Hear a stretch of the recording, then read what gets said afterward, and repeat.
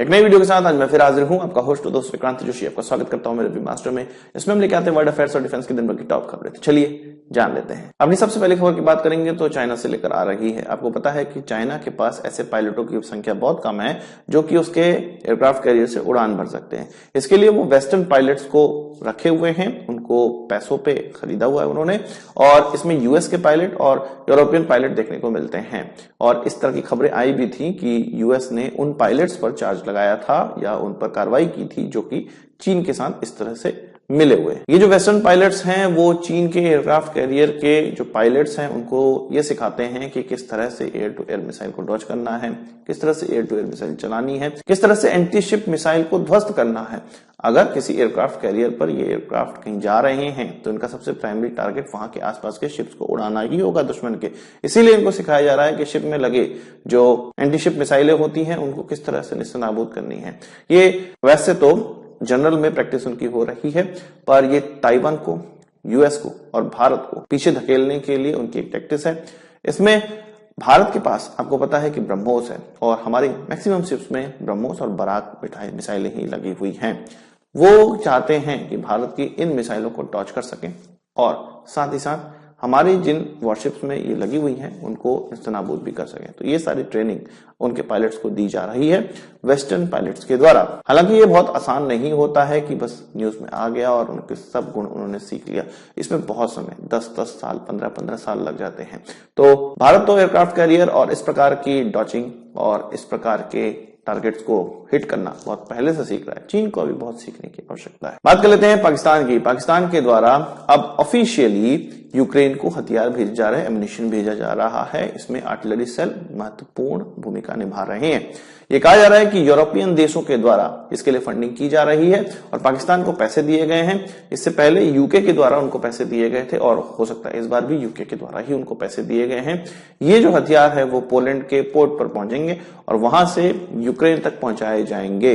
इसमें कहा जा रहा है कि 159 कंटेनर्स में लदकर ये एम्युनिशन पहुंचाए जा रहे हैं, आर्टिलरी सेल पहुंचाए जा रहे हैं। इसमें पाकिस्तान की कॉन्ट्रैक्टर कंपनी जो कि शिपिंग कॉन्ट्रैक्टर है वो शामिल है। साथ ही साथ जो यूरोपियन देशों के डिफेंस कंपनीज हैं वो भी शामिल हैं, कॉन्ट्रैक्टर्स शामिल हैं। साथ ही साथ पोलैंड की जो शिपिंग एजेंसीज हैं वो भी शामिल हैं। तो हम देख रहे हैं कि जो पूरी वेस्टर्न कंट्रीज हैं वो एक तरह से पाकिस्तान को देख रही हैं हथियार सप्लाई के तौर पे, और हम ये सोचते हैं कि वो पाकिस्तान पे किसी तरह का सैंक्शंस लगाएंगे या अन्य कार्रवाइयां करेंगे। वो तो उनका इस्तेमाल तक करते हैं और पाकिस्तान को इसीलिए लाचार उन्होंने बना के भी रखा है ताकि वो इस तरह से उसका इस्तेमाल भी कर सकें। पर पाकिस्तान को क्या, पाकिस्तान को तो फायदे मिल रहे हैं, उसके लिए पैसे मिल रहे होंगे उनको, उनके जनरल्स को पैसे मिल रहे होंगे, तो वो क्यों हथियार नहीं भेजेंगे? अपना देश का फायदा तो सभी लोग करना चाहते हैं। ये जो हथियारों की खेप वेस्टर्न कंट्रीज के द्वारा यूक्रेन में पहुंचाई जा रही है, यही चीज रशिया ने भी कही है कि जो वेस्टर्न कंट्रीज हैं वो यूक्रेन में जो हथियार पहुंचा रहे हैं वो यूक्रेनियंस की सफरिंग को और ज्यादा बढ़ा रहे हैं,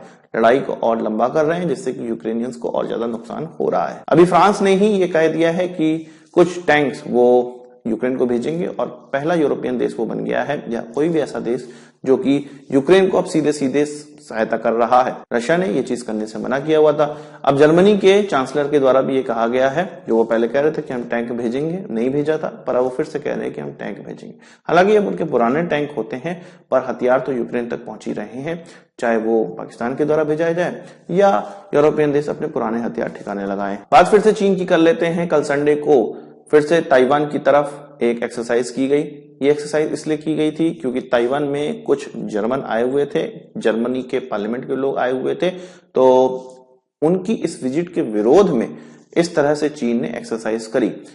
हालांकि ये जो विजिट है वो पहले से ही शेड्यूल होती है, इसलिए एक्सरसाइज का दिन भी पहले से ही शेड्यूल था, पर इसमें 50 से ज्यादा एयरक्राफ्ट का इस्तेमाल किया गया, 4 वॉरशिप्स का इस्तेमाल किया गया और मेडिन लाइन जो कि चीन और ताइवान के बीच में खींची गई एक वर्चुअल लाइन है, जिसको कि क्रॉस चीन के द्वारा या ताइवान के द्वारा नहीं किया जाएगा, उसको भी क्रॉस करके वो ताइवान की तरफ आए थे। ये चीज चीन के द्वारा और ताइवान के द्वारा दोनों के ही ऑफिशियल्स के द्वारा बताई गई मीडिया में। बात कर लेते हैं पाकिस्तान द्वारा बोया गया वो कांटा जो कि भारत के लिए बोया गया था, पर अब वो उन्हीं को नुकसान पहुंचा रहा है, उन्हीं को गड़ रहा है। एक रिपोर्ट आई है जिसमें कि पाकिस्तानी थिंक टैंक और भारतीय थिंक थिंक टैंक की रिपोर्ट को द प्रिंट के द्वारा एनालिसिस किया गया है। इसमें पाकिस्तान की centre for research and security studies के द्वारा यह कहा गया है कि 282 सिक्योरिटी फोर्सेस की मृत्यु टेरर अटैक में हो गई है पाकिस्तान के अंदर। वो इसको टेररिस्ट अटैक कहते हैं, हम इनको रिबेलियन अटैक कहते हैं। तो इस तरह के अटैक में उनकी हुई है। जबकि भारत के think tank institute of conflict management के द्वारा यह कहा गया था कि भारतीय सिक्योरिटी फोर्सेस की संख्या इस मामले में 47 है। हमारे 47 जवानों को वीर गति प्राप्त हुई थी इन टेरर अटैक्स में। यानी कि पाकिस्तान में जो अटैक्स होते हैं उनमें 6 गुनी ज्यादा संख्या में भारत से उनके जवानों की मृत्यु हो रही है। भारत में टेरर अटैक तो बढ़ रहे हैं, पर हमारे जो जवानों की मृत्यु है, वीरगति को प्राप्त करना है, वो धीरे धीरे कम होता जा रहा है। तो यार एक में तो ये 800 से ज्यादा के लगभग था, और हम ये देख रहे हैं कि पाकिस्तान के अंदर जो बलूचिस्तान है, पाकिस्तान के अंदर जो टीटीपी है, उनके द्वारा बहुत ज्यादा अटैक किया जा रहा है और पाकिस्तान को नाको चने चबा दिया जा रहा है। ये भी कहा जा रहा है थिंक टैंक के द्वारा या रिसर्चर्स के द्वारा या जानकारों के द्वारा कि जब से तालिबान अफगानिस्तान में आया है तब से पाकिस्तान पे और उनके जो सिक्योरिटी फोर्सेस पे अटैक है वो बहुत ज्यादा बढ़ गए, और ये हम देख भी रहे हैं। पिछले साल ये संख्या 300 की थी और इस साल यानी कि दिसंबर में ये 282 के लगभग है। बात कर लेते हैं भारत और श्रीलंका के रिश्तों की। श्रीलंका को भारत की तरफ से 75 बसेस गिफ्ट में दी गई हैं। ये सिविलियन बसेस है, उनके ट्रांसपोर्टेशन को बेहतर बनाने के लिए किया जा रहा है। हमको पता है कि श्रीलंका की स्थिति सही नहीं है, इकोनॉमिक क्राइसिस से गुजर रहा है और $51 बिलियन का उसने लोन डिफॉल्ट अभी कुछ समय पहले ही किया हुआ है। भारत का जो कमिटमेंट था वो 500 बसेस का था, जिसमें से उनको ये 75 बसेस दी जा रही हैं। इसके अलावा उनको एसयूवीज भी दी गई थी जो कि लगभग 150 की संख्या में थी, और भी उनको दिया जाएगा और भी उनका सपोर्ट किया जा रहा है। भारत ने लगभग $4 बिलियन का इस साल उनको सपोर्ट किया हुआ है, जो कि चीन को भी सरपास कर गया था, और चीन एन वक्त पे श्रीलंका से पीछे हट गया था उनको लोन देने में, और लोन का जो रिपेमेंट रिशेड्यूलिंग है उसको करवाने में चीन उससे पीछे हट गया था, जबकि भारत ने श्रीलंका का साथ दिया था।